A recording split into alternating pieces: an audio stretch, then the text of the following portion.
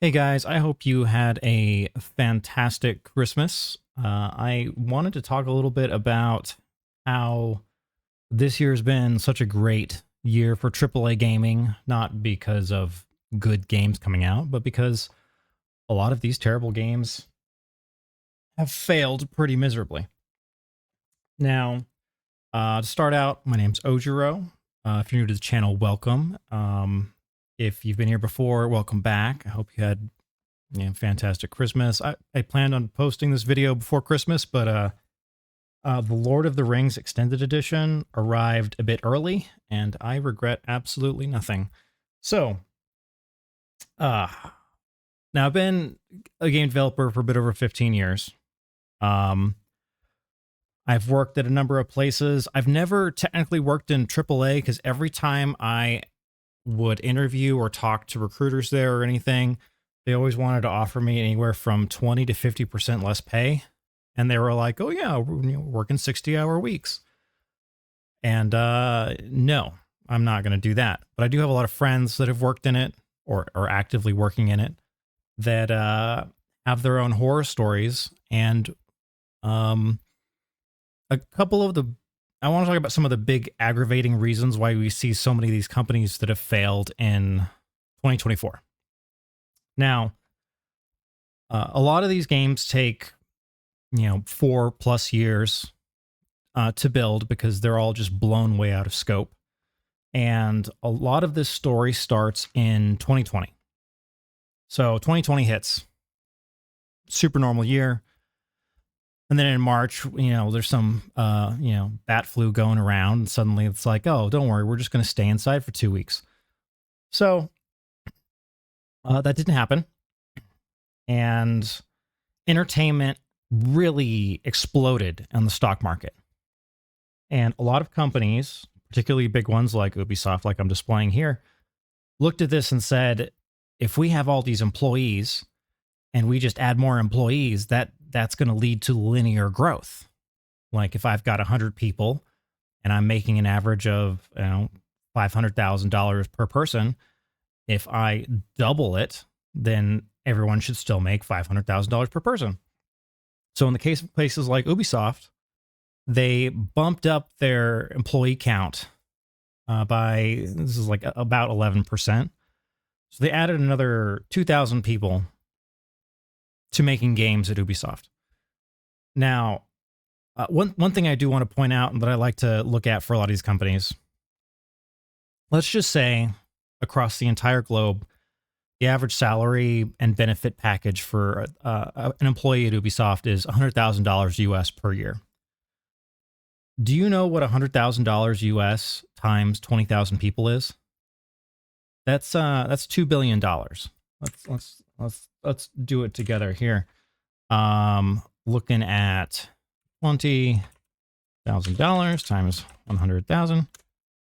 That is 3 zeros, 3 zeros, 3 zeros, $2 billion. That's a lot of money in headcount. Now, with that headcount, they need to make money back. So a lot of places were like getting really big into live service games. And an issue we see consistently with live service games is developers make a game and it is first and foremost a live service game. Generally, you need to make a good game first, and then you can look at how do we augment this with a battle pass or, cosmetics or something to drive extra sales. You're adding more buckets to collect money. So this is going on for a while. A lot of places were severely overcommitted to these games. And one thing with them hiring so many people, right? That this doesn't necessarily mean that these were good people that were getting hired. Another big thing that happened in 2020 was Black Lives Matter, George Floyd protests. A lot of DEI got injected into companies. So a lot of activists were hired and existing activists were empowered at these various companies. And it just, you had this combined with a lot of companies that suffered from like Trump derangement syndrome, where they were like, you know what, I need to make my entertainment work about? I need to make my entertainment work about how I hate Donald Trump, which is delusional because we're making works of entertainment. We're supposed to be making something to give people escapism. And a lot of these individuals don't understand that foundationally. So some time passes. A lot of these companies are realizing they're burning through a lot of money with these bloated employee counts. And then something happens where they're like, guys, we could make a fortune off of nothing. And that is NFTs. So NFTs come out. They are quite obviously one of the biggest scams that exist in the world. But companies that think they're very smart in technology and in games in some cases look at this and they say, hey, if people are willing to spend hundreds of thousands of dollars on a JPEG, we could give them something of value and then they'll give us way more money. They totally missed the idea that this was just pure speculation. No one actually cared for this. But that did not stop places like Ubisoft from really going all into it, making these NFT games and saying, oh, this is totally like going to be a huge win for me. And again, it's the same kind of issue that we saw with live service games. Live service games, they were like, we need to make a live service game first and a good game second. With NFT games, you're making an NFT thing first, and then you're making a good game second. Now, I have some experience working around some folks in NFTs, and I see two kinds of people, actually three. One of them is just the folks that are just like, look, I'm glad to have a job. I don't care what I'm doing. A-okay. You do what you got to do. The smart folks get into NFTs and they recognize that this is a scam. So their whole goal is to build an NFT and get it out, rug pull people. And they're just, that's the whole goal. But then you've got some of the dumbest people that I've seen in the world where they look at NFTs and they're like, this is the future of technology. These are scams. No one should be looking at NFTs and saying this is the future of anything, because it's just a ledger, a public ledger. It's one of the dumbest things I've ever seen. And if anyone ever is like, man, I think NFTs are the best and there's going to be the future, I just immediately mark them as just a fucking retard. Just like, keep that person at arm's length. They don't know what they're talking about. They're living in a fantasy land where they think they can hit it big and become millionaires because they see it as a get-rich-quick scheme. There was another thing that happened a little later on, the third major event, where a lot of companies were like, oh, now we have to do this to chase money. And that was AI. AI, as we talk about now, is not artificial intelligence. It is large language models. They are decent in terms of talking to it and having a conversation. It's like a better chat bot in a lot of ways. But a lot of companies looked at this and they were like, this is the future. We need to use AI to generate things. And some of the smarter companies use this as a way to talk to their investors and say, we need to stop doing NFTs. NFTs are on the way out. We need to start doing AI instead. So they were using it as like a smart way to get the investors off their ass. And then the investors got to basically take no blame and be like, oh yeah, even though I pushed for this obvious scam, I completely agree with you that we need to shift our focus towards AI.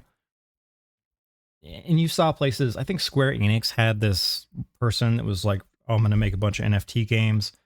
And then eventually they were like, no, we're not doing that at all. And I'm sure a big part of that was seeing AI. I'm not sure on the timing. Maybe I'm wrong on that. But with AI, it was this easy way to politically push away from NFTs because no one wants them anymore. Like they rode their speculative roller coaster and now they're done. But again, when it comes to these things, companies look at them and instead of saying we need to make a good game first, they say we need to make AI first and then the game will just come after. So you see places like EA and they're like, you know what we need to do? We're going to use AI to build levels. That's going to be game changer. This is unbelievably stupid. We've already had ways to, you know, programmatically generate levels. You see it in Minecraft and like Terraria. So this idea that we're just going to let AI design all these things for us and it's people are going to be excited to play it is just, it's delusional. Like no one's going to be looking at this and saying, wow, this is great. Now, I actually think AI has the potential to be a game changer for games. Sorry, that was unintentional. For example, one of the big issues we have in video games is we have an issue with scaling things and having them feel like they are unique or special. When we add the ability for us to replace voice actors with large language models so that you can basically give it text and it'll speak to you in like, you know, whatever manner you want. We have the ability there to dramatically reduce the amount of cost in voicing things so that we can bring like entire villages alive. We have the ability to build models and say, hey, I want you to, like we see in games in like Soul Ash 2, RimWorld, Dwarf Fortress, where villages grow over time. We should have the ability to leverage things like these large language models and seeing them grow in ways that are more unique. And we also have the ability to have those large language models have it so that individuals can interact with each other and make it more immersive. So when I look at these things, I'm like, oh, this is great. This is something where if people really invested in it, we have the ability to introduce scale to video games and immersion at the same time. Where before, if we wanted to add that scale, we're looking at designers and we're saying, I need all these designers to go in and build this out. And as soon as you ask people to do things, people make mistakes. So you need to add more tools and tools engineers to go in and provide these like solutions. And then what if those people leave? Now suddenly that knowledge is lost in certain areas over time. So if I need to go back and improve like a certain area, I need to have a huge time investment to do that if it's done in a weird way. Now, a lot of people in the industry are going to look at that and say, well, this is a terrible take because you're going to take away people's jobs. Like you're taking away the voice actors' jobs, you're taking away the designers' jobs. And I look at all of this and I say, the consumer comes first. And if giving the player immersion means I need to build a system that is going to take away people's jobs, then that is the future. Someone is going to do that. And while there are professionals that would say, well, I will never play a game with AI and all these things, if you provide a good game, I don't think players are going to care. I think if you're going to take away their ability to do creativity like this, where you're suddenly just like, oh, well, just give them like a text prompt and then they get to feel like they created something. You should give them a level creator so that they can build something that's unique. I think all of us have enjoyed those. Think of how much we got in the game space because Warcraft 3 provided a level editor. The number of IPs and games that we got just out of that with like League of Legends, Dota 2, and the amount of money that's been generated, livelihoods that have been supported through a level editor. Like that's all that it was. And places like EA are like, well, let's take that away and let's do a shortcut, and then people are just going to give us money hand over fist. It's delusional. So all those three things happen, right?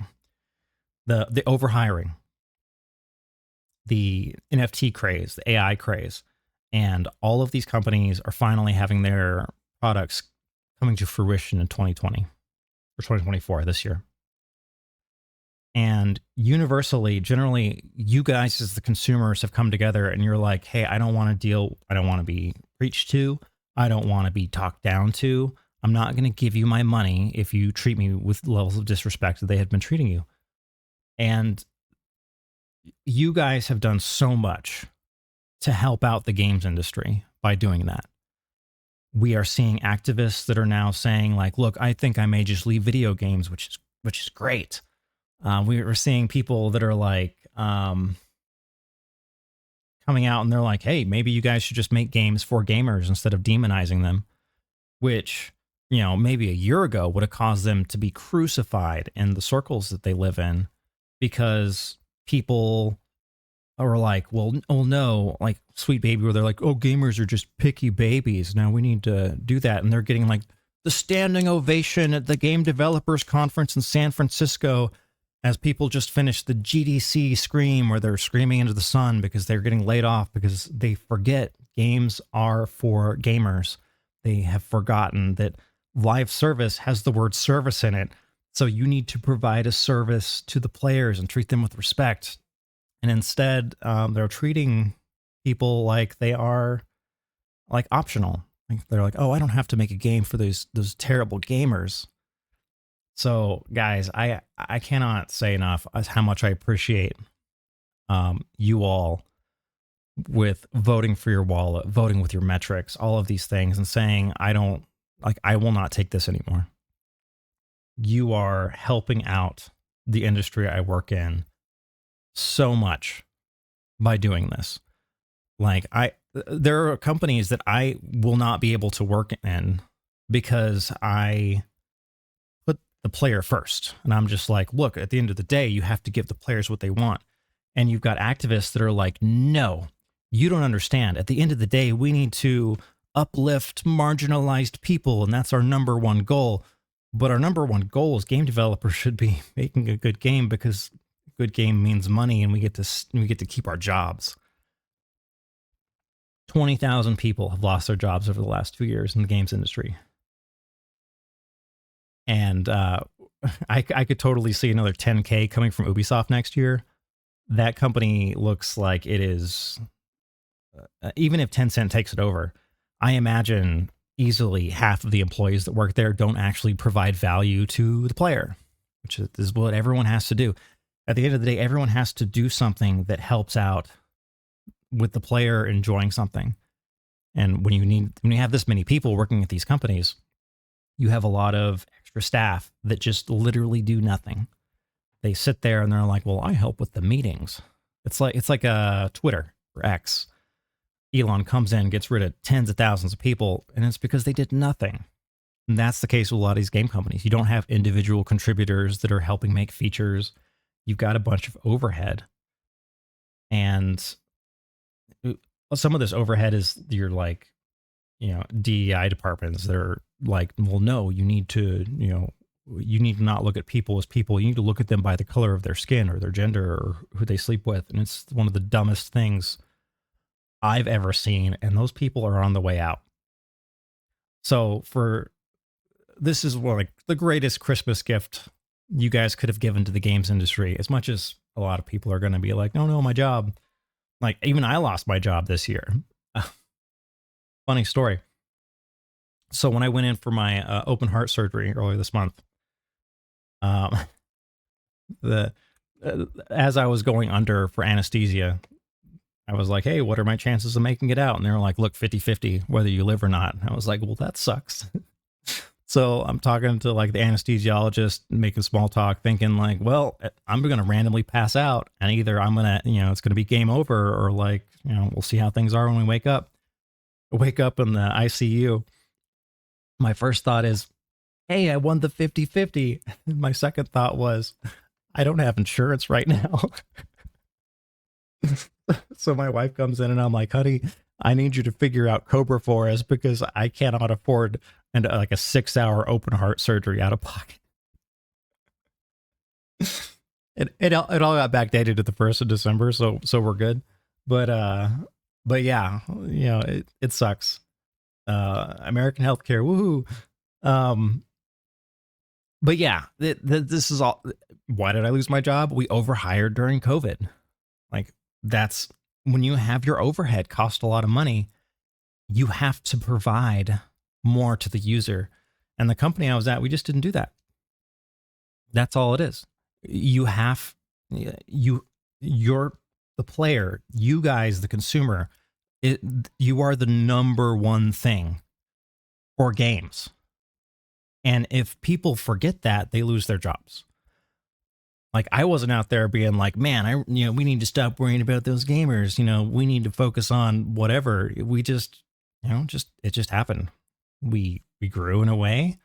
We thought we were going to provide value. We misjudged, but because we had that headcount issue where we hired all these people, that overhead's unsustainable. And a lot of these major companies are having this overhead issue, or they're having this issue where they brought in too many activists during that hiring craze that basically pushed out logical people. We've got people like concerned with CD Projekt Red right now, where they're like, a lot of the people that we really liked have left the company to start their own studio. And all I can ask from you guys, just keep doing what you're doing. Keep voting with your wallets. Keep voting with your metrics. You guys are doing such a great job. I really appreciate you guys. Eventually, my industry is unstable right now, but if we drive out these people that hate gamers, our industry is going to come back. So we're going to start making games for gamers again. We're going to get this cancer in our industry where people hate the consumer, and we're going to cut that out, and it's going to be great. Like, I cannot wait for that. Like, I think we're looking at maybe a couple more years, because a lot of these games are still cooking where they've made these decisions where they have made a game for themselves, and themselves are mentally ill. Like, there's no other way to put it. And those games are going to have to fail, and they're going to fail because of you guys, which is great. Like, it's going to be so fun. We're going to make so many videos about it. We're all going to laugh at them. And then the people that hate gamers, they're going to eventually leave, because no one's going to want to hire them, and they're not going to want to work someplace where they're going to get, relentlessly mocked. It's going to be so great. But that's all I got for today. I hope you all had a Merry Christmas. I hope you have a wonderful New Year's. I'm going to take a break for today. There's a big conversation about H-1B visas that whole program makes me really, really angry. That I figure I'll talk about tomorrow. Sorry, that whole thing, I hate that program. I've got some bad experiences with it. So, but that's for tomorrow. For today, if you enjoyed the video, feel free to subscribe. Otherwise, I hope to see you again in a future video. Have a great day. Farewell.